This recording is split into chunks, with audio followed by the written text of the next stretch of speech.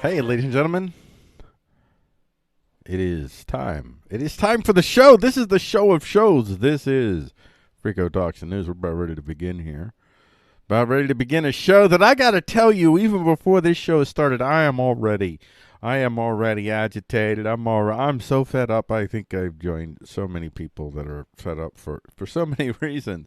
There's a lot of people that are fed up in America today, and not all for the same reasons. I, for one, I am absolutely fed up with the continued acceleration of fascism in all of its forms in America.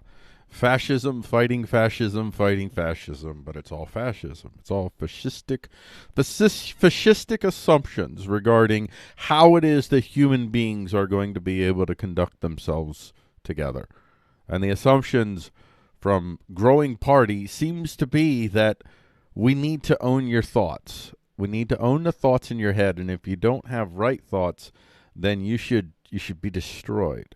Only right thoughts will win the day, and well, right thoughts are going to be decided by the cult leaders, by the priests of whatever faction you happen to be part of.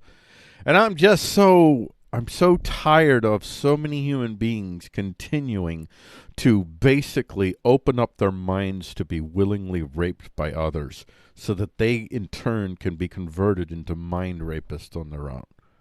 That we're creating a whole generations of mind rapists.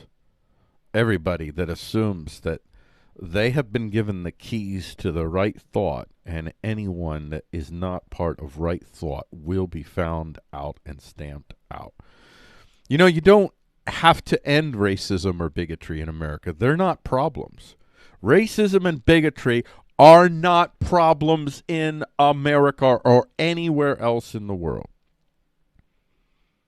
The problem is the ability of racists and bigots to do something with their shitty opinions.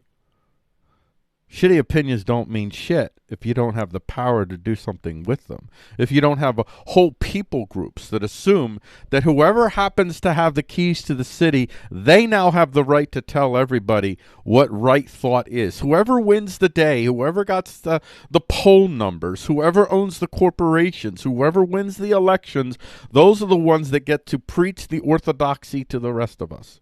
A very specific orthodoxy. And I am so fed up.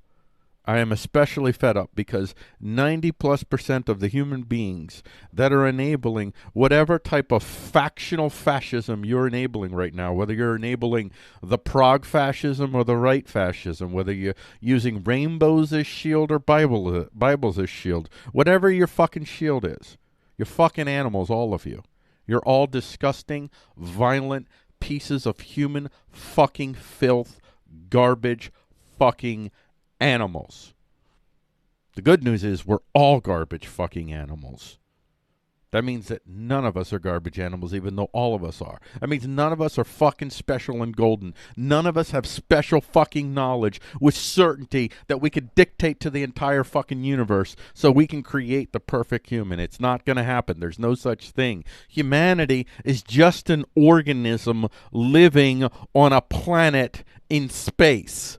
That's all we are. We're just an organism living on a planet in space. There's no right human. There's no right way to be. There is only preference. And as people come to understand their preference from that, frameworks of understanding begin to emerge. Frameworks of standing and standards within preference.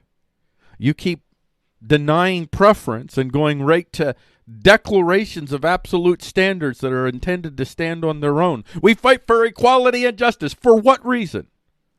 What reason do I have to fight for equality and justice? You give me an objective reason why I, Frico, must fight for equality and justice. And if you tell me the answer is equality and justice is good, fuck you. Fuck you and your moral constructs. Because I don't even know what you mean when you say equality and justice. Most people who say equality and justice, what they really mean is a diminishment of another to elevate another so that both of them live at subsistence levels in the end, but now both of them are equal in their subsistency. That's pretty much what you hear from people who preach and screech equality and justice. For that matter, the same people with the freedom and the liberties. More words that mean absolutely nothing, and more often than not, the people that are screaming freedom and liberty, what they really mean is our thug group should have the freedom and liberty to thug amongst ourselves. We Americans want to make sure that when we're thugged, it's Americans that thug us and not the Chinese. Something like that. All right, so there's my little baby little rant before I begin this show, and I'm hoping that I can face this show without. I want to break the record of 21 shows, and I'm so close to tying the record, but I got to tell you, I don't know how well I'm going to do. So I'm going to tell you in advance, I am very angry. I feel existentially threatened, and when I'm in that state, I definitely tend to give in to my angrier, irrational self. So we'll see if I make it through this show. And especially because this is that type of show today. We're going to need this. Because listen, even if I say things about you and your particular faction that sounds totally invalidating, I want you to know that in the end, other than any efforts that you make to directly try to coerce against me, I want to be your neighbor. I want to try to figure out a way that we can all make bread together. And I think we can. But you're going to need this. Warning, the material you're about to be exposed to is organized individuals who are limited in their capacity to understand the actual reality of power around them, just as you and everyone else alive currently are. What you're about to hear are opinions, suppositions, like gospel or scientific truths, not infallible certainties. Brace yourself for incoming opinions that could confirm or deny your preferential view of the reality of power. Brace yourself for fallible material, fallible opinions, and values reflected, but nonetheless variably firmly held. We do not apologize to anyone who has failed. We do not apologize for daring to express our views and impressions of what we believe is and what we hope to see. We will keep talking so long as we are able. And now, Frico attempts to talk about the news without freaking out. That's the plan, ladies and gentlemen. The plan, ladies and gentlemen, is for me to make it through to show 21, or to show 20, to put 20 up there, and tomorrow to go to tie the record. But I'm not sure that's going to happen. I'm going to be honest with you, ladies and gentlemen. I'm really not sure that's going to happen today. Today of all days. Not particularly because anything... Well, there's all kinds of things going on, but nothing particularly. It's the death of 1,000 cuts, I guess, if the death is my patience. My patience has been murdered by 1,000 cuts, 1,000 little cuts. I'm going through another cycle where I just can't seem to detach myself from what's going on and look at it from what I try to do in general is looking at everything to some degree, imagining that I'm looking at it from a historical perspective where I'm maybe 20, 30 plus years into the future, and I can look at it a little bit more dispassionately because I'm not involved in the mess. But today, I feel the involvement. I feel the mess. And so it's going to be a bit of a challenge. We'll see what happens. On this episode of Frico Talks the News, this news art, and that's what I call these shows, news art. This news art is called Atomic Culture in an Empire of Fake Islands. On today's show, swarm satellites to investigate magnetic field crisis. Breaking the dark web. Luminous magic HELIOS will heal your broken screen. China's fake island air conquest of the South China Seas. And finally, everyone is in love with the bomb. And that's a poem. A news poem, but it's a poem for William Carlos Williams. As usual, get the Frico Talks Daily delivered to your email at frico.com/daily. Let's get to our first segment, which we're begin recording in 3, 2, 1. This is the talk headlines for Frico Talks the News on Wednesday, June 4th, 2020. On today's talk headline, we are talking swarm satellites to investigate magnetic field crisis. And this is an excerpt from firstpost.com. And just real quick, essentially, they're noticing that there's some dramatic drops in the magnetic fields in the Earth, which could be some problems. A 20% drop, somewhere around there. Oh, we'll see in the story here. Can't remember it exactly. But they're going to use swarm satellites, a swarm of tiny little satellites to map the universal reality of the Earth's magnetic fields and try to figure out what's going on. That is the very quick Cliff Notes version, and I did that just for my identical twin. Shout out to you, bro. Here's an excerpt from firstpost.com. Scientists worried about Earth's weakening magnetic field. Swarm satellites to investigate. That's the only reason I picked this story. Anything that involves swarm satellites investigating, I got to cover that. I got to put that in the show. Swarm satellites. You know what? I feel so strongly about swarm satellites. I tell you what right there. I'll tell you what. I got Boomhauer over here. You ain't talking about no Boomhauer. Let's get the headlines text thingy addressed here, ladies and gentlemen. Because I think that swarm satellites deserves a highlight. A glorious text highlight. Don't you guys imagine and believe like me that's what I want for Christmas, by the way. My birthday was May 19th, so Too late for that. So Christmas. Swarm satellites. That's what I want. Earth's magnetic field has been weakening across a wide stretch of area for unknown reasons. Unknown. Wait a second. Scientists don't know something? Wait, science isn't certain? Oh. Yeah, I know. There are some people that actually do believe that science is certain. They believe that science and certainty are synonymous, that we have science for certainty. Well, we don't. Science tells us more about our uncertainty than it does about our certainty, even though it does tell us tremendous amounts. Like we have learned tremendous amounts, obviously, that we've been able to convert into tools that make our lives, relatively speaking, easier. So certainly scientists has found things that we didn't know before, has narrowed things down in some areas, but as they narrow them down, they keep discovering. You discover a door that you didn't know was there, and then you realize that there's a whole bunch of stuff behind the door, and you can't open the door. You just discovered the door. The door just let you know, holy crap, there's this whole other stuff I don't know. That's what science mostly is. That's the way I view it.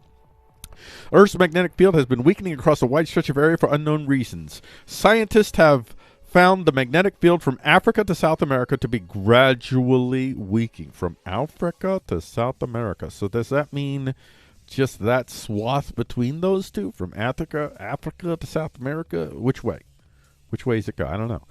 While researchers are digging into data to learn more about the area known as South Atlantic Anomaly. Okay, South Atlantic Anomaly. We got ourselves a name. The phenomenon is causing technical disturbances in satellites orbiting the Earth or interfering.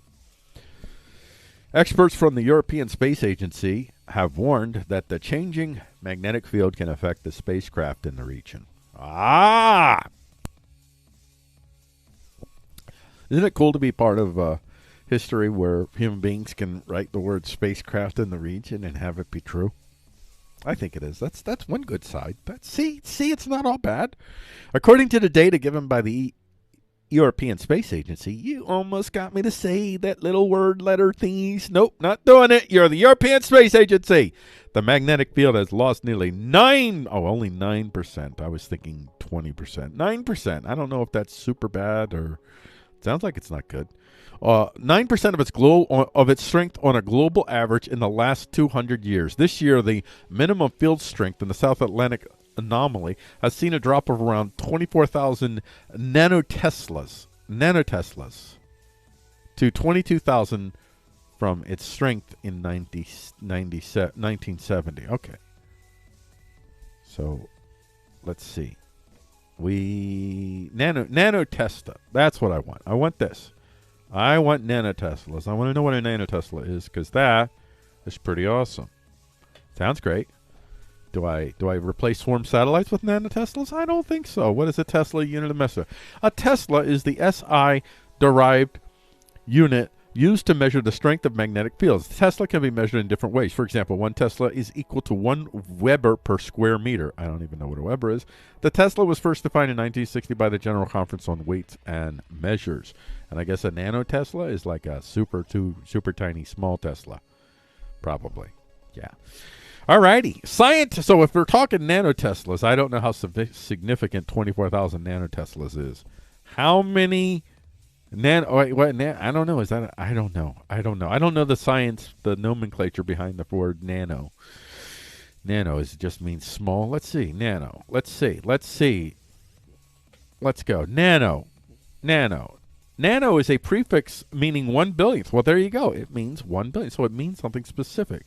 So 24,000 billionths as opposed to 22,000 billionths. So that's 3,000 billionths. 3,000 billions. I'm not going to try to do the math. You figure it out.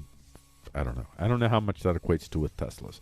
Scientists from the Swarm Data Innovation and Science Cluster are using data from the European Space Station's group of swarm satellites to understand the occurrence.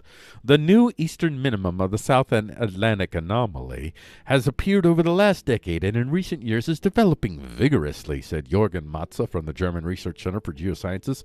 He added, "We are very lucky to have the swarm satellites in orbit to investigate the development of the South Atlantic Anomaly." Now, we live in a time when I don't know if we've ever lived at a time where truth was necessarily an agent of anyone. Truth is generally not an agent of power. Power and truth don't often go together, especially because the nature of power as humanity has executed has relied heavily on statements of certainty and statements of certain success. And when facts and data underlie those assumptions, then people have to kill people to keep people from saying things or showing things that would countermine the source of their real power. And the ultimate source of their power isn't the gun. It's the meathead that picks up the gun. And the meat machines, our police departments, American police departments, your meat machines. Just deal with it. Wake up. Look in the mirror and say to yourself, I am meat machine. And go grab your gun and your badge and go out and meat machine for your masters, your house slaves. The police departments in America are essentially the house slaves of America, because it's the poors, keeping the poors in place, primarily. So you need police, you need thugs, you need meat machines that are willing to pull triggers in order for you to assure that the truth is maintained, the truth being a lie, because no one knows the truth. No one can know the truth. And so when I look and I see this, in and of itself, swarm satellites going to determine the magnetic field crisis under any circumstances in which humanity lives in a world in which truth is a partner of power, well then, hey, our pursuit of understanding exactly what's going on, what the contributions are, what we may or may not do to take advantage of this, all of that stuff will unfold in time, and we'll figure crap out. If we can figure it out, maybe it's beyond us, we'll figure that out too. But in our world, whatever this is, even if it's going on for 200 years, I guarantee you, whatever it is, it's going to be converted to some vehicle of power that some partisan groups are going to use to invalidate, demonize, and subhumanize other groups. Mark my word, the magnetic field crisis in the world, which may have nothing whatsoever to do with humanity, probably doesn't, will somehow be pinned on humanity. This is like with climate change. Is climate change real? I kind of gravitate towards thinking it seems like it might very well be real. Is climate change caused by humanity? I don't think so. Climate change at local scales is caused by humanity. I don't think that this overall climate change that we're going through, if we are, which I think I'm highly certain, not totally certain that we are, that climate change, I am sure at the very least, is being exacerbated by what humanity is doing to the planet. At the very least, whatever it is, we're making it worse. But who knows? Maybe we're all setting another climate change course, like people talking about if we're making the planet hotter and the sun is cooling down, it might offset. I wouldn't count on that. I would just assume, I think a general assumption that humanity is contributing significantly towards this climate change. But we can't know. We can't know because we live in a world in which everything is so highly partisanized. Everything must fit to validate or invalidate. It must validate a power or invalidate a competing power. So the degree to which climate change may or may not be helped or hurt by man, even if it is being hurt or even caused by man, humanity will never, ever understand exactly what's going on, exactly how we can fix it, because all the people that are in positions to know these things are all bought and paid for whores, citadelian whores. Most scientists are whores. Not because they want to be. They don't have a choice. You can't be a scientist and not be a whore and have any noted career. You must toe party lines. And now we're introducing more and more standards for more right thought, more orthodox thought to assure that we produce the best humanity. So if we do have a crisis, if we have this magnetic field crisis, what I can guarantee you in the climate of partisan power based upon declarations of certainty and declarations of absolute success, we're fucked. We're just fucked. Swarm satellites ain't going to do shit for us because those swarm satellites will be controlled by partisan thugs who will use that data and manipulate that data in a way not to find out the truth, but to find out how we can pin this on someone. That's my supposition. That's That's what I'm thinking. The story itself is just cool just because I get to say swarm satellites. But the frustrating part is that I know whatever the truth is, we can't access it. We have very little opportunity to access hard truth, difficult truth in this world today. And maybe it's always been like that. But I will say today, at this present moment in time, that in the sweep of human history, we got to be right up there in the top 5 as far as periods of time where truth could not be found because the partisanship was so high and murderous that no one could realistically face it without having to cut off a significant portion of their factional power. Because all of us are lying. All of us are absolutely lying. All of us are absolutely convinced that unless we can show that we are the absolute truth, that our side will lose. And so we play the game. And that's where we're at. And that's why I don't know whether I'll make it through these 19, whether I'll make it to the 20th show or not today without freaking out. But I hope I do. I think I will. The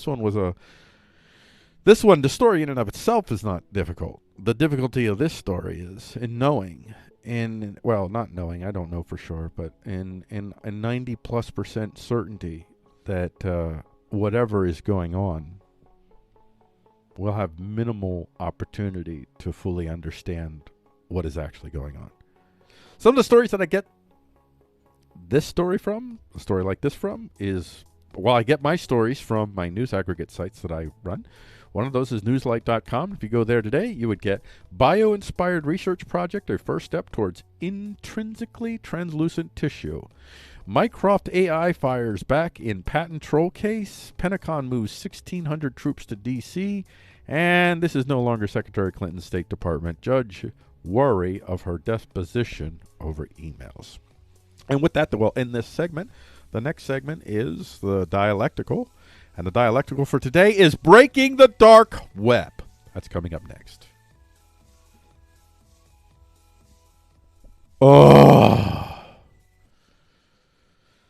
I made it through that one. This one's a little bit easier, even though it's somewhat infuriating, but the infuriation is somewhat distant from me. So I should be able to get through this one yet. Let's get to the dialectical. Let's record it. This is the dialectical for Frico Talks the News on Wednesday, June 4th, 2020. My name is Frico with Frico.com, and our dialectical today is Breaking the Dark Web. In the fight for democratizing tech, this news rings a sad tone. It appears that the agents of coercive enterprise have been successful in infiltrating and subverting the alleged security of the so-called dark web. Networks connected through means intended to make life difficult for people that like to know who went where and exchanged what. This is an excerpt from infosecurity-magazine.com. Police disruption erodes trust on dark web. The security vendor's latest report, Shifts in Underground Markets, charts changes over the past 5 years, which have seen the takedowns of numerous marketplaces, including Evolution, Alphabay, and Hansa.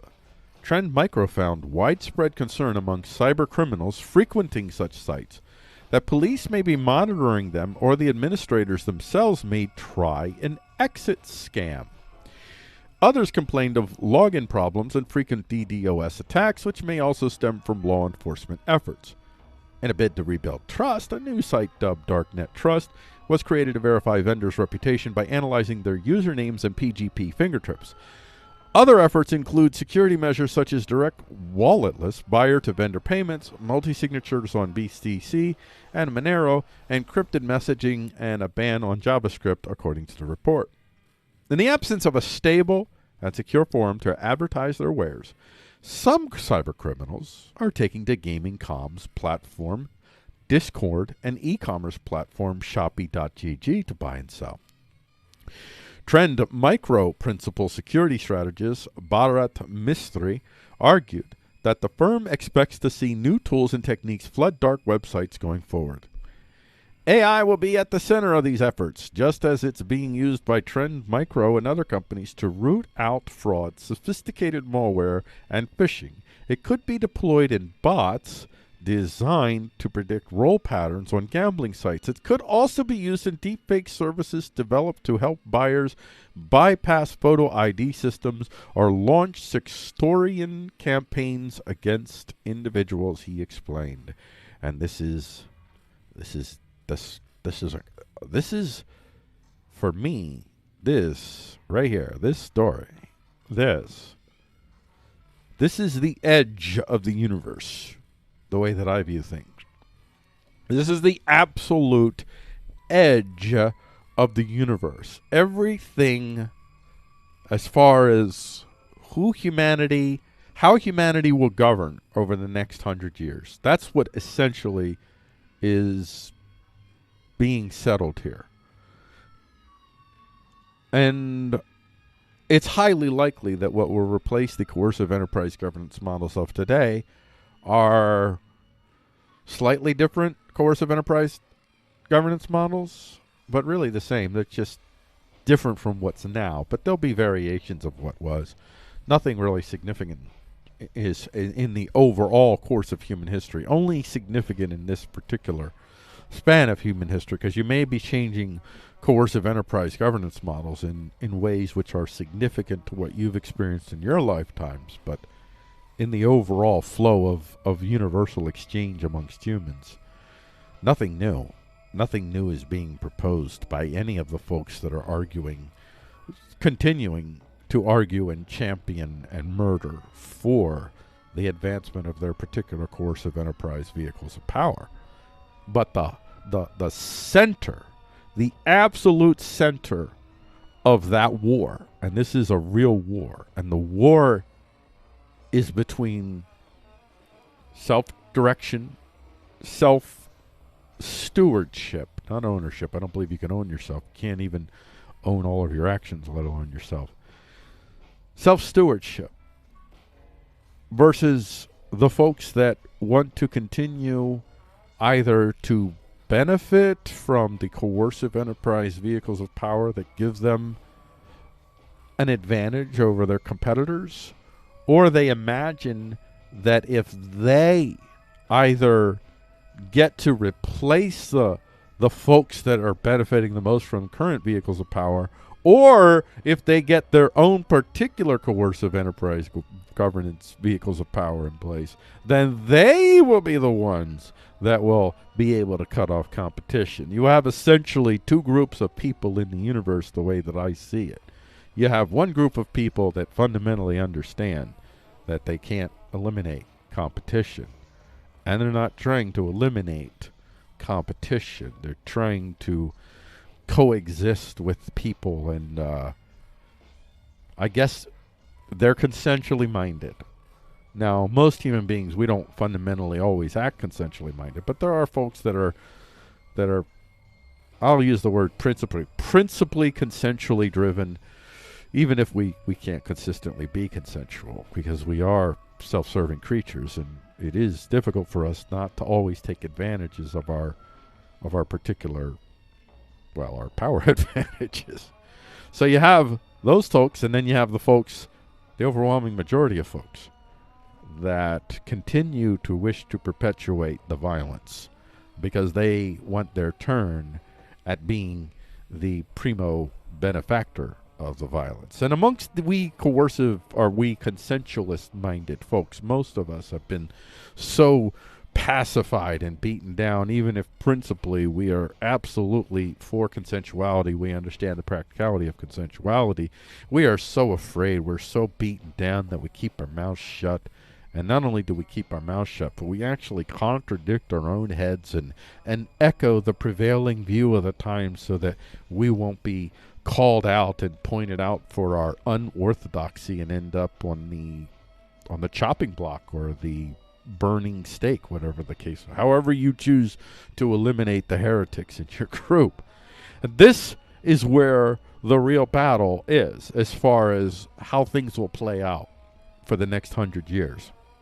The most important battle of our time is the ability of humans to be able to exchange value without other humans finding out about it. Anonymous value exchange. This is the ultimate breaker of coercive enterprises. This is the ultimate breaker of your ability to control human thought. And that's what all of you want to do. All of you. If you belong to any coercive enterprise governance model, I don't care if you're a conservative, if you're a progressive, I don't care what the fuck you are. If your solution is voting, then you are part of the problem. You are perpetuating murder and violence with all the choices that you make. You are siding. If you are conservative and you're frustrated right now at how the progressives are behaving, how tyrannical they're being, how violent they're being, and how they talk to you, they use invalidating, divorce language in which they attempt over and over again to set up a precedent that everybody in the world just naturally, objectively finds you to be singularly evil. Listen, conservatives, you did the same thing to the progressives for 50 years. And guess what? If you ever get that type of cultural power again, you'll do it again. It's the nature of the thoughts in your heads. It's the pattern of authoritarian constructs that produce this continued felt need to assure that everyone else thinks like you, because you understand instinctively whether you want to face it or not. You're not fighting for the right.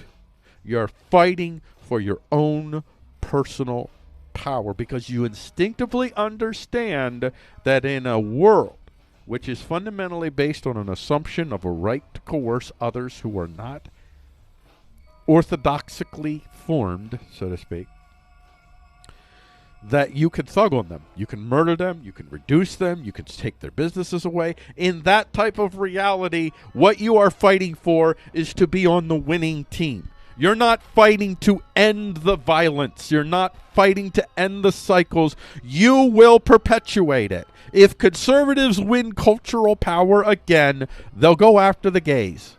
The gays. They'll listen, I am a Christian, and I am a Christian with more or less orthodox Christian views. I believe homosexuality is a sin. But I will tell you this, even though I believe homosexuality is a sin, if any of you fucking conservatives, if any of you want to start to lobby for our government to once again use violence to try to stop human beings from living lives of their choosing, no matter what the fuck you think about it, I'm on their side. I'll be standing with the gays. I'll be standing with them. I'll be standing right beside them with guns, protecting them from you. You're just as shitty as the progressives. You really are. You're just as violent. You're just as authoritarian. You're just as oppressive as the progressives. You're just as demanding of moral orthodoxy as the progressives are. You're all terrible people. But that's it. You're all terrible people. And so am I. We're all terrible people. Which makes us all equals. Truly equals. We're all truly equal in our hideousness. But in our hideousness, if we can come to terms with our hideousness, and we can come to terms with how all of us are hideous, that makes us all equal. Maybe in that shared self-discovery, we can find the consensual path where human beings can overcome our coercive natures. But we're never going to overcome our coercive natures by perpetuating coercive models of governance that reward the most violent amongst us. These coercive enterprise governance models rely on power that is produced through coercion, deception, fraud, violence, rape, pillage, plunder. Whatever you have to do to demonstrably show that you're right, to socially shame people into making sure that they don't step out of line, to kill whoever you have to kill, to form whatever ideational vehicles of power you can form and enforce to assure that you stay in the catbird seat, that you continue to be able to murder your way to liberty or equality or whatever your ghost is that you've put in your murderer's heart. This is all just going to continue. It's just going to be the same game, thousands and thousands of years over and over again. And you idiots keep playing it. I'm an idiot too. We're all idiots. All right. I'm going to end this segment there. This is really going to be a tough day. I made it through. So far, I'm not freaking out yet. This is hardly freaking out. This is agitation. This is not freak out. Some of the places that I get my stories from are Obamacare.tv, a news aggregate site that I run. If you go there today, it's free market social engineering for the masses, which is always great.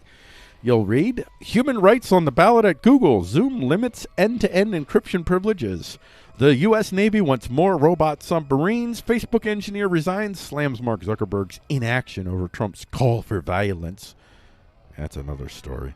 If insurers want to flex their pro-climate muscle, they should lobby lawmakers and reconsider where they advertise. And finally, YouTube wants the $10 billion in TV ad spend up for grabs. And with that, we're going to end this segment. Our next segment is the Talk Focus. And our top focus for today is Luminous Magic HELIOS will heal your broken screen.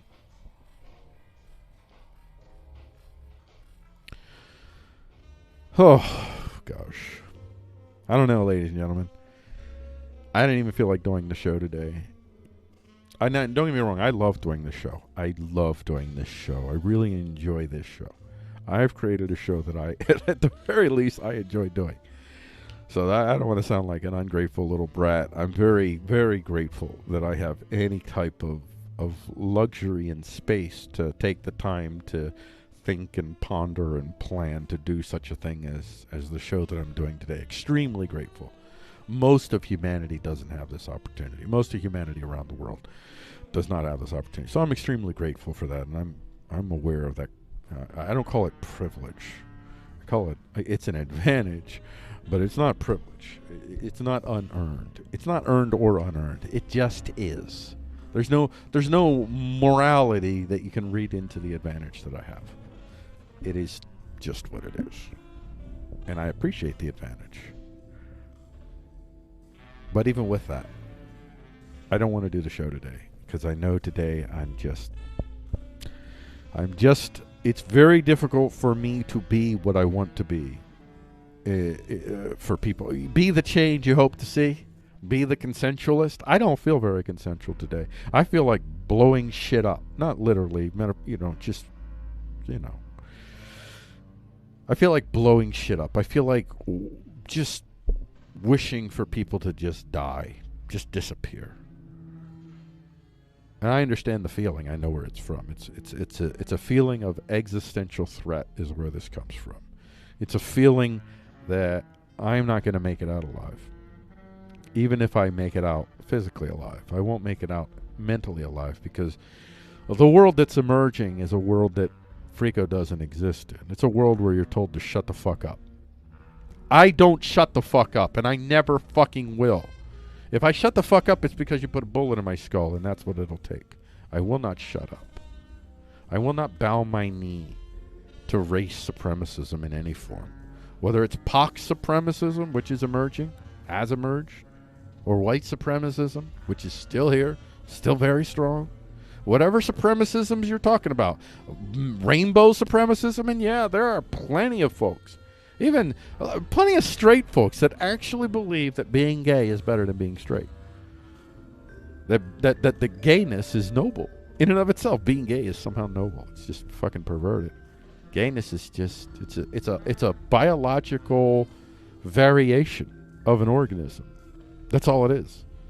For whatever reason, and we're not the only organism that has this phenomenon, gayness. And I imagine if organisms, maybe they don't have transgenderism because the types of roles that we define and expect for humans in certain genders aren't probably amongst animals as so neatly defined and expected.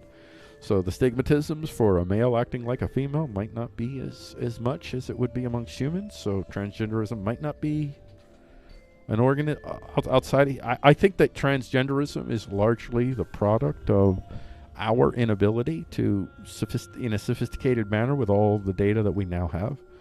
I understand why we didn't have it before. We didn't know anything. We hardly knew what we know now. But based on what we know now, I think that my theory of transgenderism is it's a biological variation on the main. There probably are conditional transgender events that happen where people conditionally develop into this transgendered state, if you will. But I think by and large that if humanity had a much broader understanding of what male and female is, and a much narrower, well, a much broader tolerance for individuals that don't neatly fit into those parameters, you wouldn't have the transgenderism. Dysphoria is created by society, is what I believe. In other words, gender dysphoria is created by society. Societies that have a broader understanding of what gender could contain, what maleness could contain, what femaleness could contain. I believe a whole lot less people, maybe there'll always be some, I don't know, maybe none. I think maybe none. We won't have transgendered people. Instead, we'll have males that act more like females, but we understand that happens. They can fully be, they don't have to chop off their dicks. They can be accepted as female without chopping off their dicks, without having to go through the hormone therapies and all those things, because even though they look more quote-unquote male because of our new social cultural constructs that will hopefully emerge, when we look at them, we will give them the space to be what they are, which might not be as we think of most males, so we won't have an expectation of male from this person. Even if this person looks male, has male characteristics as a penis. That's what I hope we evolve towards, so where we don't need transgenderism. But I don't know. I don't have the answer to that. So just a lot of unknowns there. So let's get to this focus segment. I don't know. Even there, transgenderism. I mean, that to me is a really interesting biological phenomenon, psychological, social, cultural, all these ramifications for what transgenderism means in America and to humanity in general, how we respond to it, and all the things that we could learn about humanity if transgenderism was not horribly stigmatized. See, it's just another, this is the example where the right, the conservatives, this is your SJWism. You don't like SJWs, well, then stop being them, because you were an SJW culture justice warrior. You insisted, I was with you because I thought of transgenderism being a certain way. And I guess really it was about 10 years ago that I changed, and 10 years ago, pretty much I hold the same position I did 10 years ago. But 10 years ago is when I really started to have some nuance of understanding of the nature of gender that made me shift my understanding of what transgenderism is. And I could ask myself honest questions at the time, because I wasn't in any partisanized camp. I was a registered Democrat, but I voted, but not all the time. I wasn't really all that active in politics. I wasn't thrown into any particular tribe. I was a poet. I was pursuing artistic understanding of human expression. That was my primary motivation in my 20s and 30s, early 30s, my 20s and early 30s.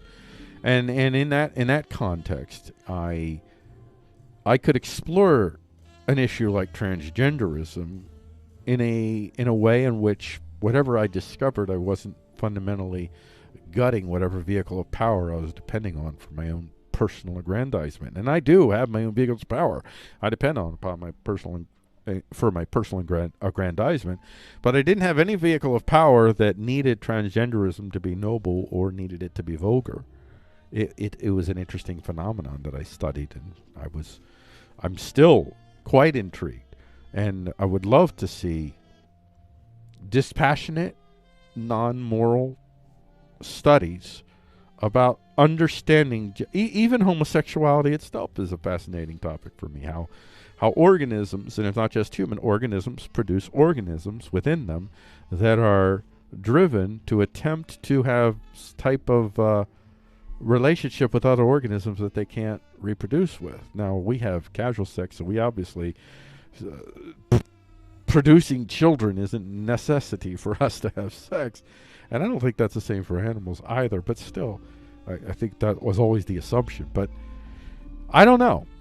I think that we can find out a lot more about ourselves a lot faster if we stop assuming that things have to be a certain way in order for us to be legitimate in what we do. And if we base our legitimacy and our power on certainty, then we must murder to hold on to it, because there is no such thing as certainty. And people will figure out your lies. The liars will figure out the lies. And everybody's lying. The faction you're competing with, they'll know your lies, just like you'll know their lies. And you can win their people over who were tricked, and then you can show them the lies that the other side showed. They lied to me the whole time. I went through this. I was a Democrat. Y'all lied to me. And then Rush Limbaugh opened up my eyes and made me realize where you lied. Yeah, that's right. Rush Limbaugh converted me to a conservative. And then I found out Rush Limbaugh was telling the truth about where the Democrats were lying, but he was lying about the parts that he said the Republicans were true on. So he was lying too. It took me a lot quicker to figure out the conservatives than the Democrats, whether it's because I was older and I've been around a block a few times. When I was a Democrat, I've been a Democrat since I was a kid, so that one took a long time to undo. The conservative one did not. And now I have no tribe. I have no family of political killers to align myself with. And even though I want to be neighbors with all of you, I'm not going to enable any of your bloody factions. Not a single one. Let's do our top focus. I know I talked a little bit long here, but maybe that's how I'll get through the show. All right. And we'll start recording in 3, 2, 1. This is the Talk Focus for Frico Talks the News on Wednesday, June 4th, 2020. I am Frico with Frico.com, and our top feature for today is Luminous Magic Helios will heal your broken screen. Luminous Indestructibles could display your Netflix or move in dark spaces to keep a mobile light on those who need it. That's right, move in dark spaces. Yeah, a little blob. Well, let me explain exactly what's happening here before I deviate. The material comes from a lab at the National University of Singapore, where scientists have developed a healable, low-field, illuminating optoelectronic stretchable device called a HELIOS. Healable. Now, I will make an exception for this. I'm going to call it a HELIOS, even though I did also call it a healable, low-field, illuminating optoelectric stretchable device. A HELIOS. The HELIOS could make screen scratches, even screen protectors, a thing of the past, and that might just be the start of where this light will lead. And here's an excerpt from newswise.com. NUS researchers develop stretchable, self-healing, and illuminating material for invincible light-emitting devices.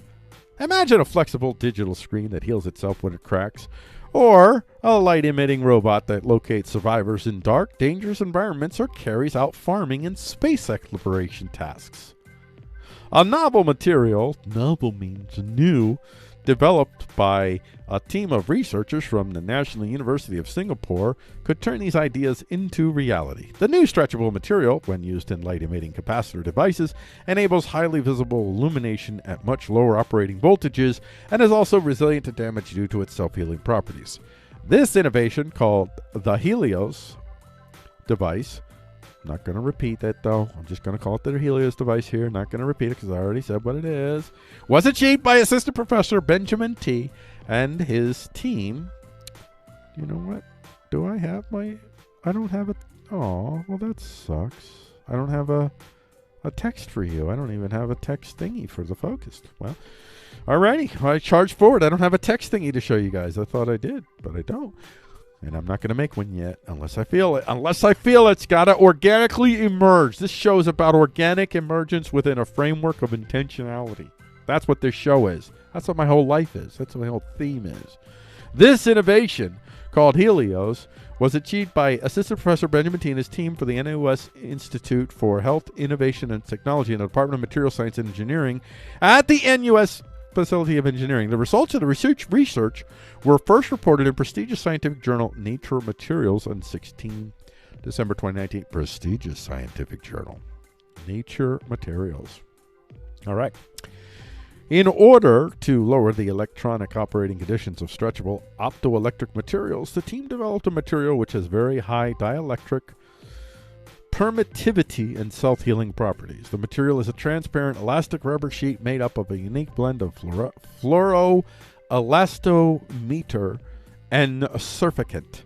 The high dielectric permittivity enables it to store more electronic charges at lower voltages, enabling a higher brightness when used in a light emitting capacitor devices. Imagine, I just would love to just walk down the street, dark street, got my little glow buddy behind me, hovering, following behind me, lighting the way. Just wherever I need to be, there's my glow buddy. My glow buddy, just hovering. A glow buddy that I made, by the way, because I was given the open source tools to be able to build my own AI buddies that could tell my little light buddy where and when to shine and how to shine. Just saying. Just saying. This also, by the way, again, this is another technology that helps towards my dream someday of my outfit, my smart clothing that I put on, my clear smart clothing, paper thin, whatever thin. I could fully feel everything. It's like I'm naked. I can't even tell that I'm wearing the thing. Nobody else can either. But it's protection. It's all kinds of awesomeness. And it's got my AI buddies embedded into it. And I can glow in the dark if I need to. We'll just add that element. What the heck? We're all superheroes now. If we are all superheroes, we can all be Citadelians. And if we're all Citadelians, there will be peace in the land. There will be consensuality in the land.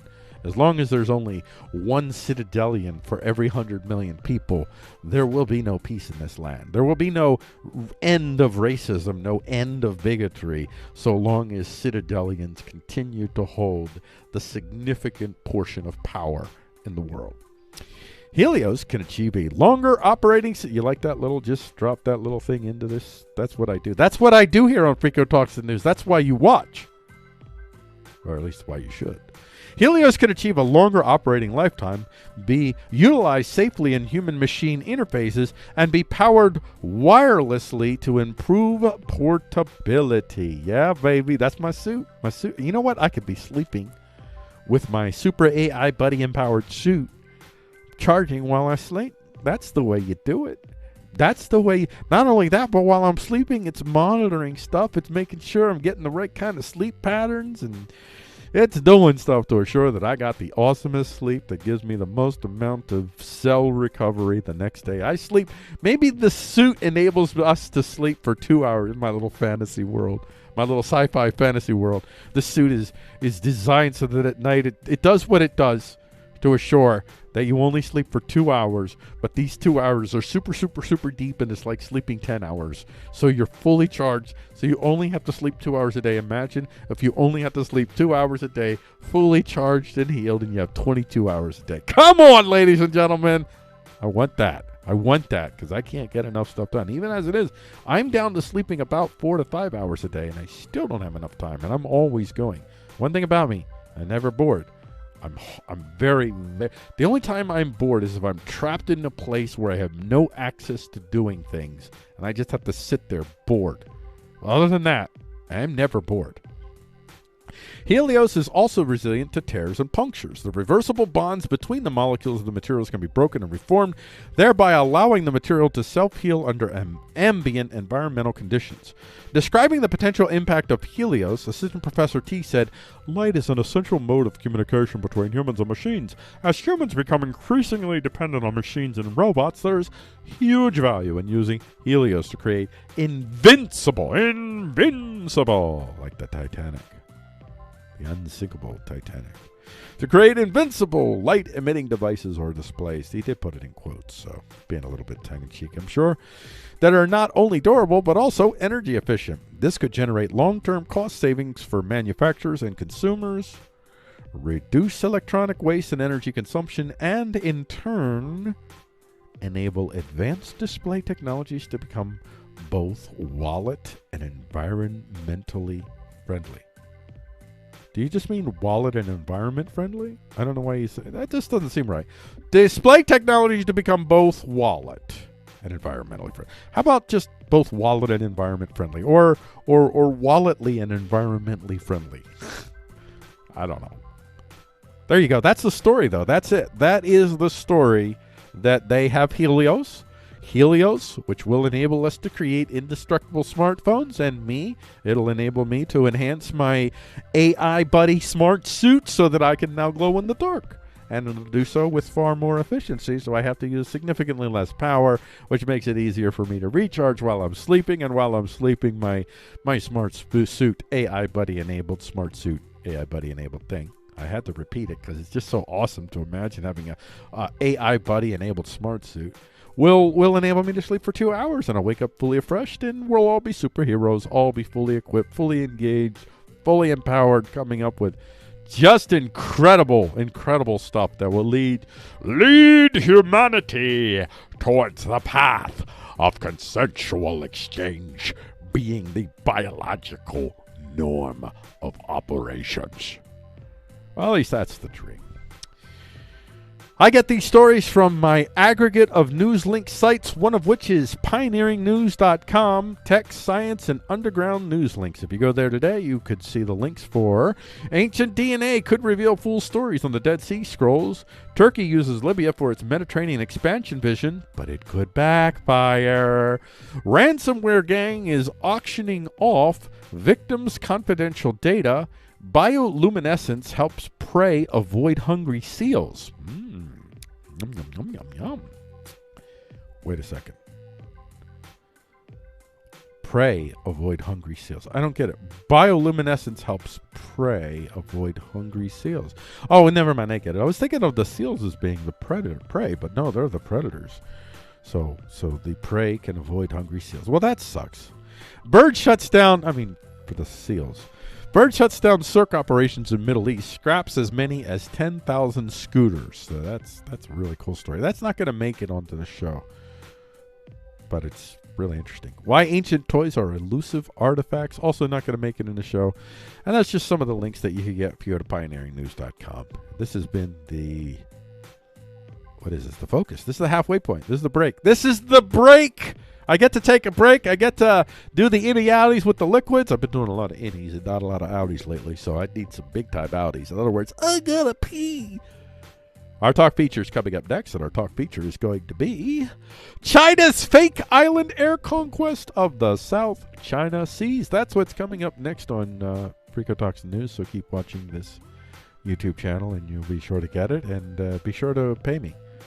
Not for any other reason other than I'm just a great, fantastic human being, and you want to pay me. You love me, and you want to go to freako.com/tip, and you can pay me for the good of the whole and stuff. And if you're a gazillionaire, pay me $1 gazillion, and you get to feel good about yourself for the rest of the day. Now, mind you, only for the rest of the day. After the day is over, however, you're going to have to find somebody else to give $1 gazillion to. That's the way it works. With that, I say goodbye. Whoa. I went there a little bit too premature. All right. So there you go. We're at the break point. So let's get ready for the breaks here. We're going to go on break. I'm going to be back in about 10-15 minutes. And we're going to get to the feature of the day, the China story, which I think I'll be able to get to. I have not freaked out yet. I have had some maybe not even righteous, just indignations. But it hasn't risen to the level of freak out yet. We'll see if I make it through. I'll see you on the other side, ladies and gentlemen. Love overwhelmed me. Love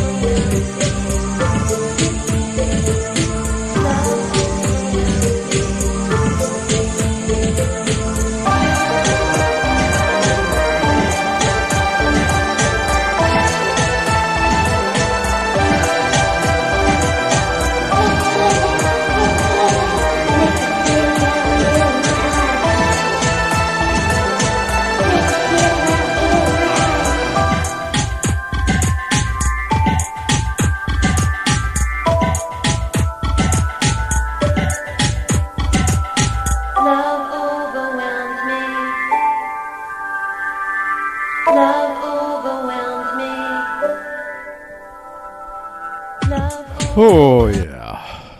Well, welcome back. Welcome back. Welcome back.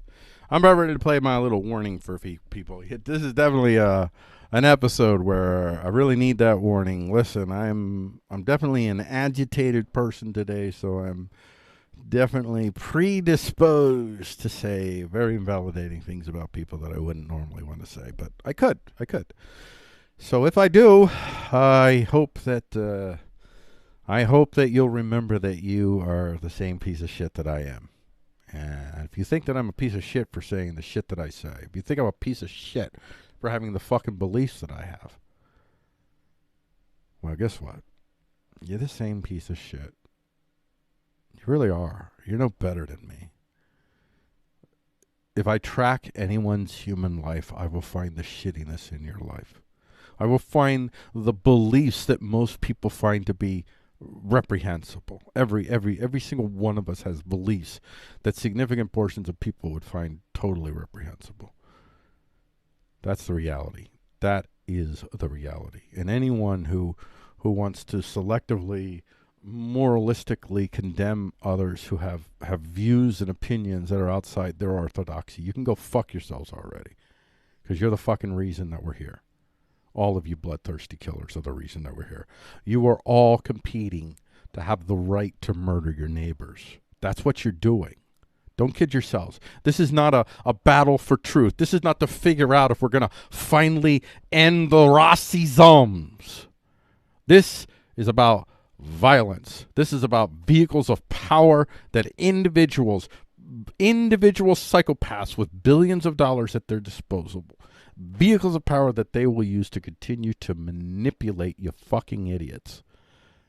The same people, the henchmen, the mouths, the triggers, the meat machines in all your variety of forms of the Citadelians. You're the ones. You're the fucking assholes that keep doing this. And you know, at this point, I'm sorry. At this point, we're done. We're just fucking done. 19 shows. 19 shows. Gonna take it to 0, folks. I think at this point, this is 0. I'm not going to try to continue to feed the anger in me, but we're at 0, folks.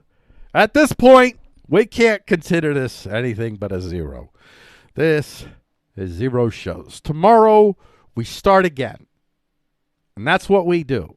Every day we get back up and we start again. I will fail 1,000,000 times and I'll get back up and I'll try the 1,000,001st time.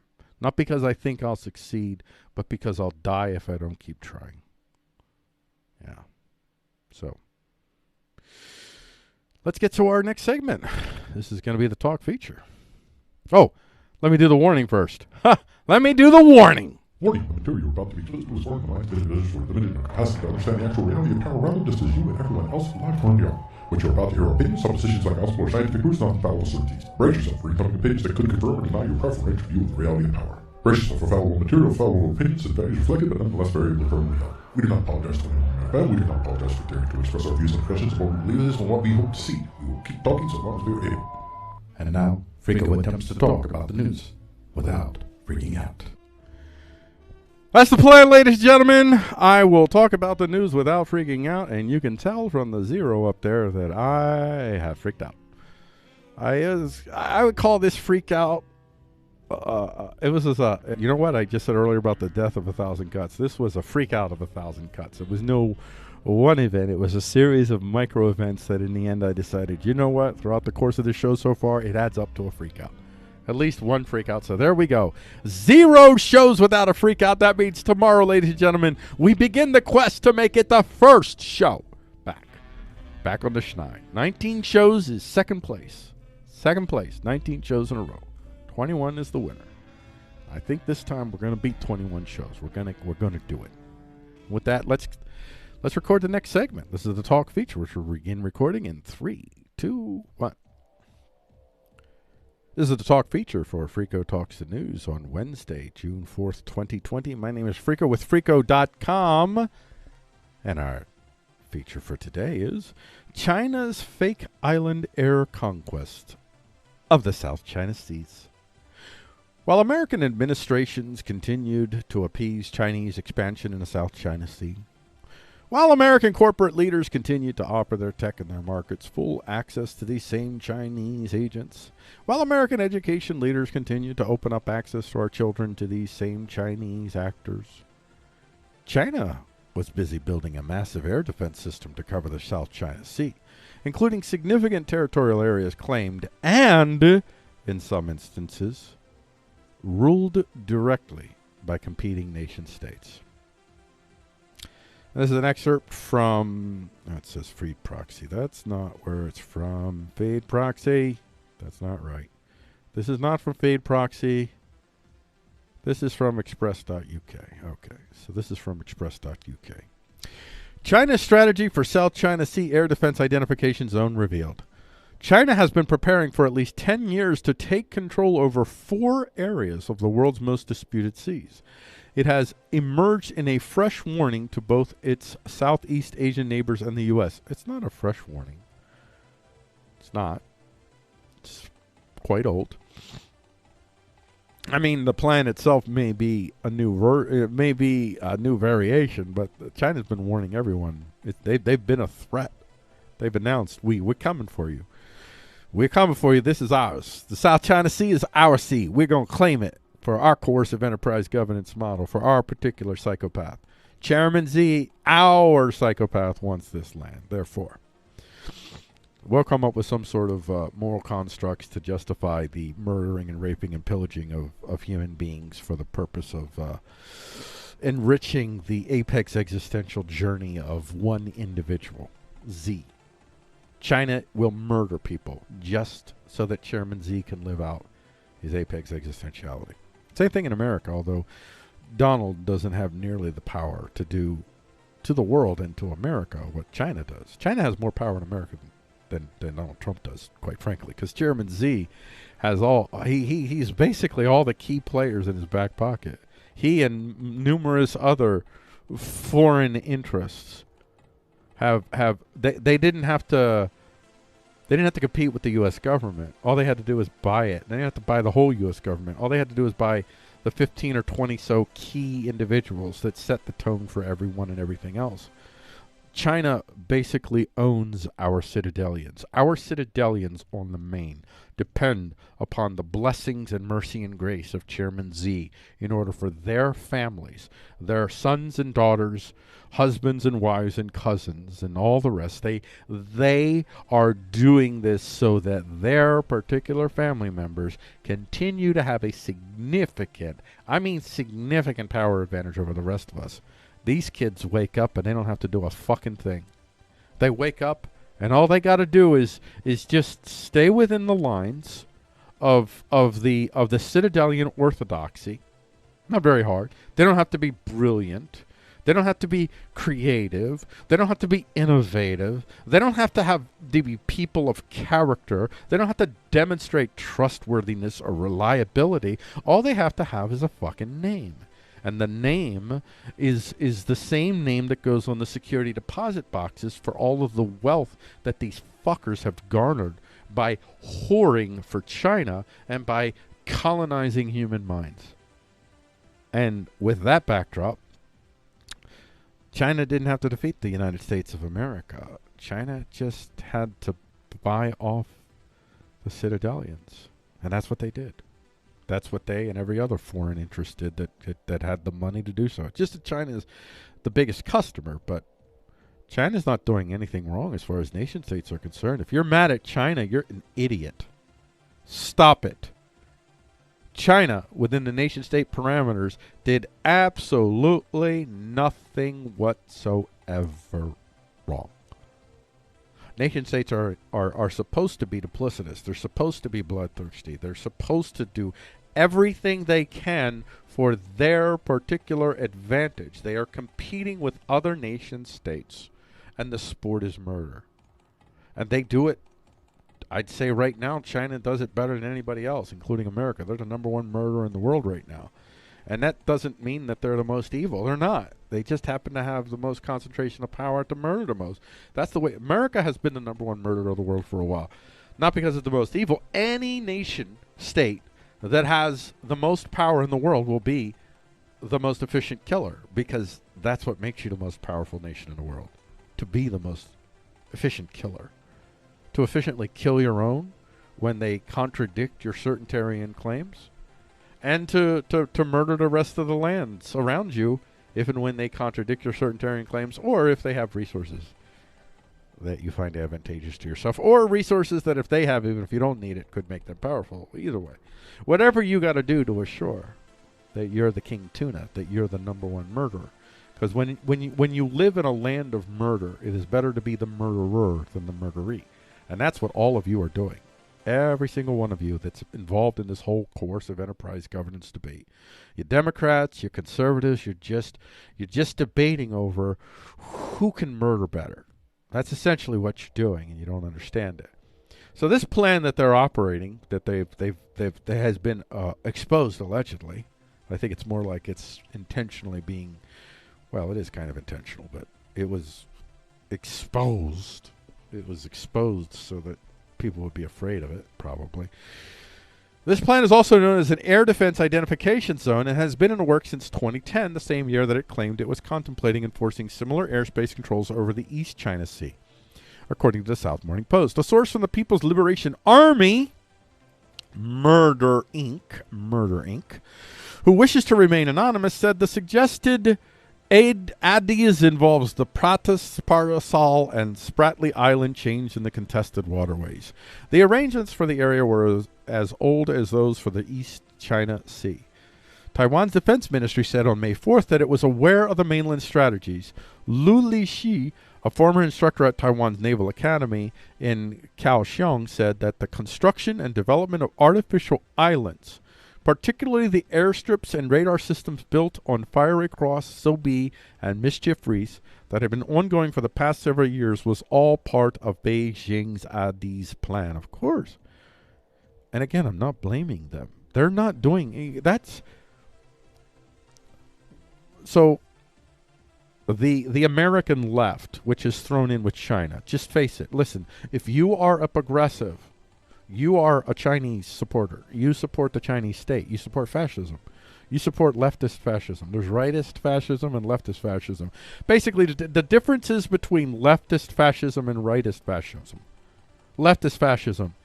People of color and rainbow people are the supremacists. Rightist fascism. White people are the supremacists. Chinese leftist fascism. Han Chinese are the supremacists. Yeah. That's all it is. You're just a bunch of supremacists. Most of you. Most of you are just a bunch of supremacists. So you have no reason to speak out against China. You have reason to speak out against Americans who emboldened and enabled the Chinese to do what they did to us. Because it was the Americans that murdered and raped us. The Chinese, all they did was hey, we'll give you this. Will you rape them? And they said yes. And we do the same thing. Now this is where the progressives piss me off. You people piss me the fuck off when it comes to your moral contrarian supremacism regarding the United States of America. You defend and apologize for China every fucking day, you fucking pieces of shit. You people say that you're for Black Lives Matter when you support Han Chinese supremacism. Fuck you. You people support coercive enterprise governance models. And you act all apoplectic because the United States of America does shitty things. It's a coercive enterprise. It has to murder. It has to. And you're not supporting anything that would replace it. As a matter of fact, what you support is even more power and control for Citadelians. You want the Citadelians to define what a good person is, and you want to do it within a context in which all the poor human beings are disarmed and their thoughts are owned by thought police. You're fucking fascist.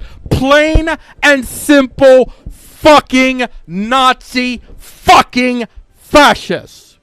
Get over yourselves, you fucking whores. You're fucking fascists. That's all you are. It's that simple. You advocate for supremacism. You advocate for coerced violence to assure that human beings think and act in the orthodox way.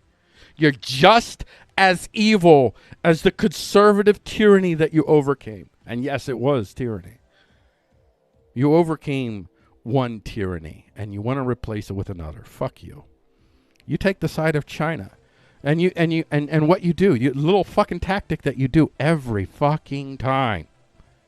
The United States of America comes out and calls out China for doing some shitty thing to it. American conservatives say, why are we doing this? Chinese are doing all this horrible, evil shit. What the fuck? And you say, or you're just using the gray zone or whatever the hell that Chinese agitprop publication is called. So disappointed in you, gray zone. You Chinese fucking whores. The gray zone does this little trick all the time. The gray zone will get moralistic and apoplectic when it comes to looking at the United States of America. And when it looks at every other fucking nation state that opposes the United States of America, it gives them a fucking pass. It's like the United States of America is the only nation state that we're going to hold to the standards of non-nation statism. You cannot expect a nation state to be free and just. You cannot expect a nation state to be an advocate of fucking liberty, except in word only. You can have varying degrees of liberty and coercion, but ultimately it's coercion. It's violence. It requires murder and deceit for it to be perpetuated. Every single nation state experiences this. Every single one. And every single nation state that has the power to murder and take advantage of its neighbors will do so. Every fucking time. Every time. So shut the fuck up, Gray Zone. Shut the fuck up about your very selective moral indignation at the United States of America. You're treasonous pieces of human fucking garbage. You should be shut down. Within the nation state parameter, I don't know. Maybe they should shut the gray zone down. Because the gray zone, I'm telling you, that thing, I think it's called the gray zone if I'm getting it wrong. I apologize to the gray zone if you're not what I'm describing. That Aaron Mate, whatever the hell his name is. Selective moral outrage. And you can't even look at yourselves, because what you advocate for, you progressives, you conservatives, you libertarians, you advocate for murder and death every fucking day. You advocate for human thought being contained by guns. That's what you advocate for, every single fucking one of you. The United States of America is better than every nation in the world. Because it started off with the Bill of Rights. That part alone makes it the greatest nation in the world. Which isn't saying a lot, because nation states are horrible. The greatest nation state of the world is still a shitty place. Shitty place to live. It's certainly even shittier if you don't live there and it needs stuff from your country. But the United States is just a nation state. It's no better or no worse. Except for the fact that it has the Bill of Rights, which creates in human beings a sense of entitlement that no other human being has at such a large, internalized fundamental scale. The assumption that you have a right not to be coerced by your government to think and act in ways that you don't want to. The assumption that you have the right to bear arms, free speech, and all those types of things. Most nation states, no nation state has a fundamental assumption of the right to bear arms, which is why all nation states are shittier than the United States of America. And the other thing that makes the United States of America the greatest nation in the world, it isn't the Bill of Rights, although the Bill of Rights made this second part possible, so it is still the Bill of Rights. The Bill of Rights made the second part possible. We are the world.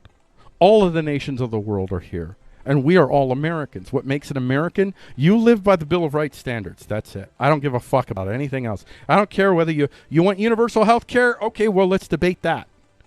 Yeah, abortion is messy. That's all. There's conflicting bills of rights at issue there. I don't know how to work that out. We can work it out. Nobody's going to get everything they want. We're not going to end abortions. We're not going to make all abortions illegal, and we're not going to have abortions on demand. We're going to figure it out. We're going to have some pragmatic balance to appease all of the interest in that situation. Gun rights? No fucking negotiations on that point. Any person that advocates for gun control is a racist, bigoted, Nazi fascist piece of human fucking shit. Now remember, we're all shit, so it's all relative. I'm not saying that I'm more or less of a shit than you. But this is a particular area where you're real shitty in, where you are a retard. You have no fucking idea what it is that you are asking.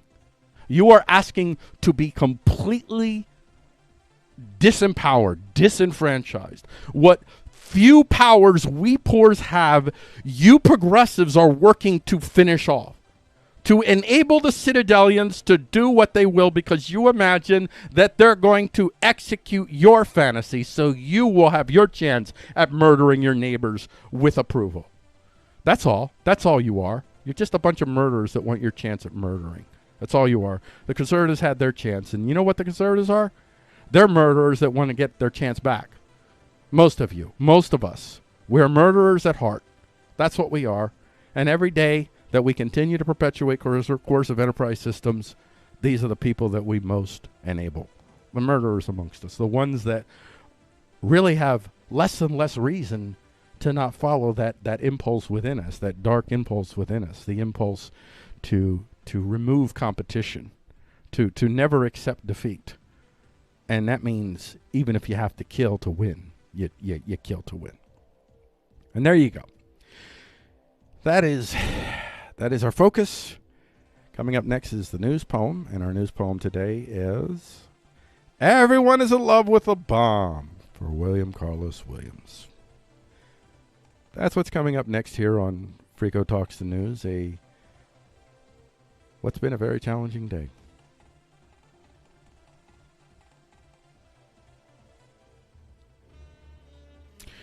Well, I got the last segment ahead, and thank God for that. Normally, I really, really enjoy doing the show, and I'll probably enjoy doing it tomorrow, but yeah. My frustration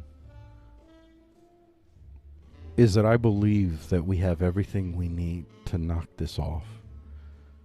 We have all of the tools, all the resources, all the technology we need to empower individuals right where they're at to build what they want to build, to make what they want to make, to live what they want to live, without the need to violently coerce others to assure that they can live their lives of their choosing. We have the capacity to create prosperity. Prosperity itself, in and of itself, lowers tension. The more it's spread, the more it's shared by more people. And we have all of this at our fingertips. It's all here. The federal government could today begin a massive campaign that could change this country and the world in 3 months. All it has to do is take that trillions of freaking dollars that it gave to the corpo states. Don't give it to them. Let them die. Let them die. Give all of that money to individuals and for the equipment and the training to build right where they're at. Microgrids, microfactories, even home microfactories, aquaponics, hydroponics, gray water systems, adobe brick homes with roof gardens, homes that are built in ways that you're sharing space with others, but you still have your own individualized spaces, so you can develop the type of consensual. You'll need to develop a consensual exchange when you're sharing space. There are so many things that we could be doing right now that if we did it, if we took $6 trillion and just printed it out of nowhere, because apparently we can do that. We now know that. So now you can't tell us we don't have the money. Do that $6 trillion and make it $10 trillion. What the hell? $10 trillion investment and turn that into self and consensual associative power. And all of a sudden, everything falls away. All of the coercive enterprises die on the vine. Walmart is not needed anymore. Amazon can go fuck itself. The U.S. government, what's its fundamental role?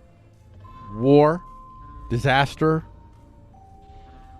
peace settlements between states, research and development that is shared with everyone, not just the powerful corpo states. If the government develops it, it's open source. These are the things the federal government could do. I mean, if you need a course of enterprise. Not what it's doing right now. What it's doing right now and what it has been doing, and it's increasingly trying to do, is to become an engineer, a priest, a social human engineer, a priest of the certain and the morally correct that will assure that we are all morally certain and correct. That's the world that we're living in right now. All right, I'm going to record this last segment. It's a news poem. In 3, 2, 1. This is the news poem for today, Wednesday, June 4th, 2020. My name is Frico with Frico.com. Our news poem today is Everyone is in Love with the Bomb, for William Carlos Williams. A nuclear local threat and mashup of W.C. Williams's Of Asphodel, That Greeny Flower. So what I did is I took a segment of Asphodel, That Greeny Flower, and I kind of chopped it up and I put in parts of the story that I'm going to be covering here, the news poem I'm going to be covering here, and then I did my mingling of my parts into it all, and I produced the poem, Everyone is in Love with the Bomb, which is based on this news story from defensenews.com. New Russian policy allows use of atomic weapons against non-nuclear strike. President, there you go. That's it right there. That's the whole story.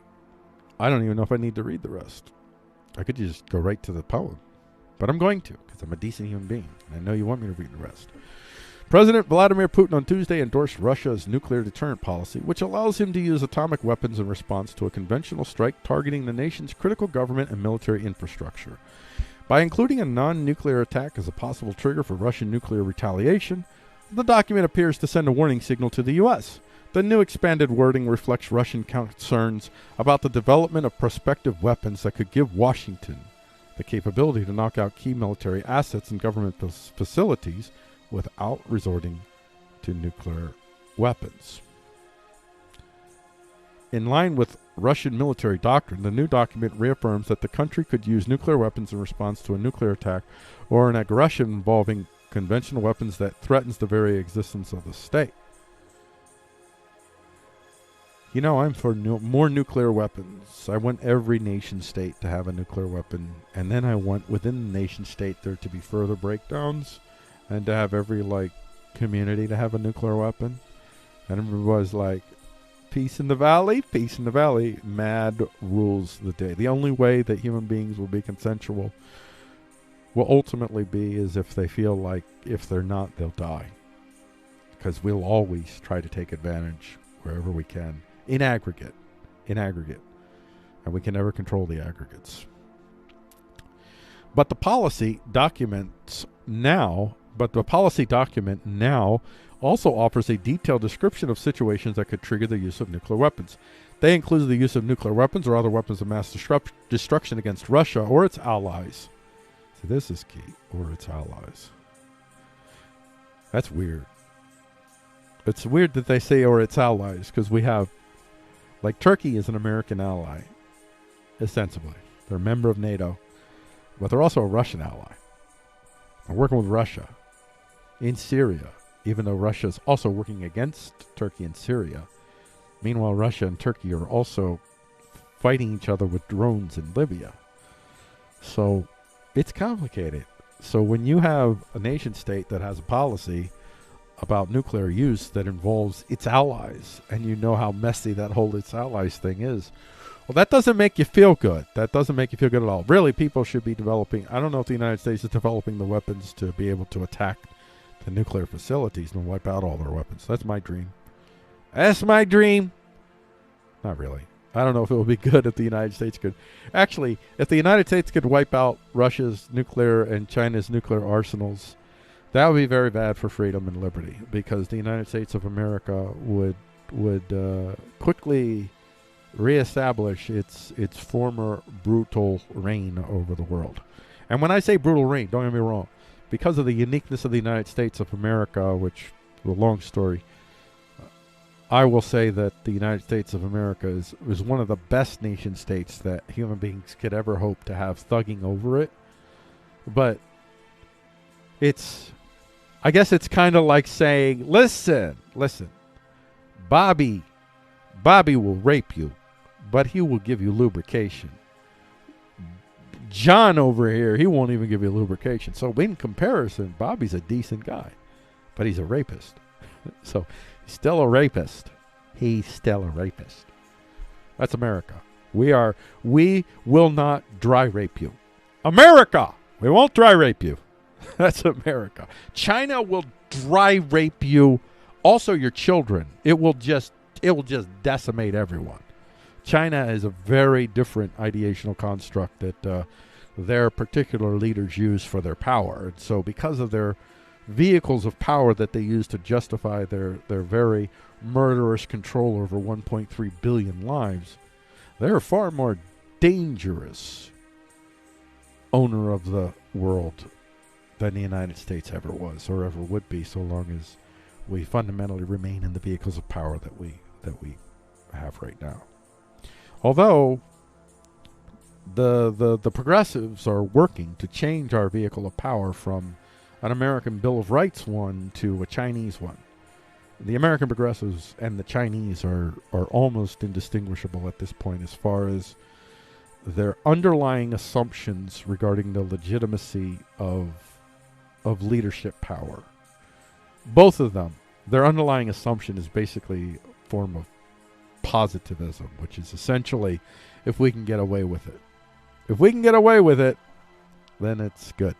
The justification of the law is not constitutional constraint. The justification of the law is that we did it and we enforced it and people shut the hell up. That's the progressive mindset. They have no underlying moral construct that justifies the power that they hope to create in America. The power of the priests, the ones who declare racism and bigotry and use those to define whole new systems of governance and commerce. Justified, not by appealing to one's personal preferences, but appealing to a dictatorial demand that you accept and recognize the conventional moral orthodoxy of the land. But Russia just kind of upped the game as far as the nation-state governance model competition is concerned by announcing that they are willing to basically use nuclear weapons for a whole lot more things. That's essentially what it is. We will use nuclear, and I think that they understand that maybe the United States of America has the weapons that nobody else knows about, that they know about. Like, they got their hypersonic missiles. The United States probably has something beyond hypersonic missiles, and I bet you Russia knows about it. But at any rate, doesn't make me feel good about our future as far as not getting nuclear fallout anytime soon. Not that I think we will. I don't think we will, but it definitely ups the ante on that. So with that in mind, I'm going to read the news poem, which is titled Everyone is in Love with the Bomb, which is a line from the William Carlos Williams poem, Asphodel, That Greeny Flower. This is a book-length poem, and the book-length poem is, well, it's about a lot of things. Underlying it all, it's basically a confession letter. William Carlos Williams, near his deathbed, wrote this wonderful poem, and it's basically a confession to his wife that he had an affair. But it's also about our draw towards our own destruction, I guess you could say. So that's why I picked it. I thought it was apropos. Everyone is in love with the bomb. Nuclear deterrent policy of asphodel, like butter upon its stem. Green and wooden, sweet, the localized apocalypse. The tea over-steamed, poured out over hot flowers, weapons of mass to sing to you. We lived long. We sung like executioners when no one else is around. knockout key. A life response to a nuclear attack, if you will, with flowers. Military doctrine. Cheered. When I came first to know, the data supports the nuclear grenade. Warning signal to the U.S. that there were flowers also in hell. Today, I'm filled with the fade. Both loved. Even poor, colorless thing. The mirror is held up to the old man dying and writing a last confession to his wife in the poem Asphodel, that greeny flower, or, as his imagined critics might call it, the spring of death. I saw it when child little prized among the living, packed away at the keys, at the heart, died in its old, as the mind trickled into the mimetic ooze of the child's years, pecking, of asphodel, of ash, the settling of the scores by sudden annihilation. But the Dead Sea, asking amongst themselves, is this a ghost in the nuclear fallout? While our eyes fill with tears, love, of love, abiding love. It will be telling, would be a telling, a tale told to pirates on the dawn of a new assault. Though too weak, a wash of crimson colors it to make it wholly credible. The faux-ness shines in the breeze better than the real petals do. Of asphodel, the tip of the brush collapses into an idea that does not translate to canvas. There will be no visual storm for the man's final confession. Wife, I took on another woman. There is something urgent, I have to say to you, and you alone, the crimson frost of the last memory of my fishing hole days in my very early years, freed from the permanent necessity of the frost, thus let go. But not yet, as Williams would continue. But it must wait while I drink in the joy of your approach, perhaps for the last time. And so, with fear in my heart, I drag it out and keep on talking, for I dare not stop.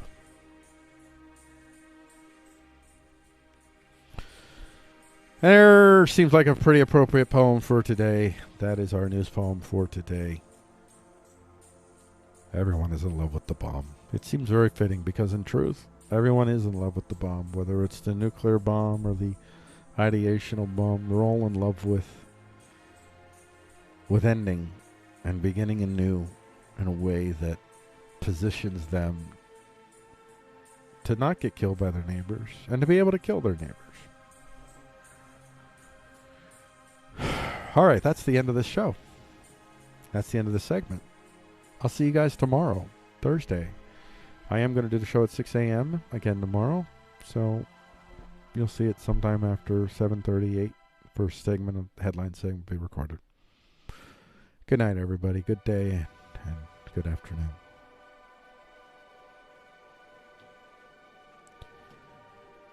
All righty. There you go, ladies and gentlemen. There's the show.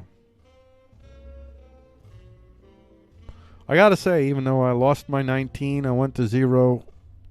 I'm pretty happy with how I conducted myself today. I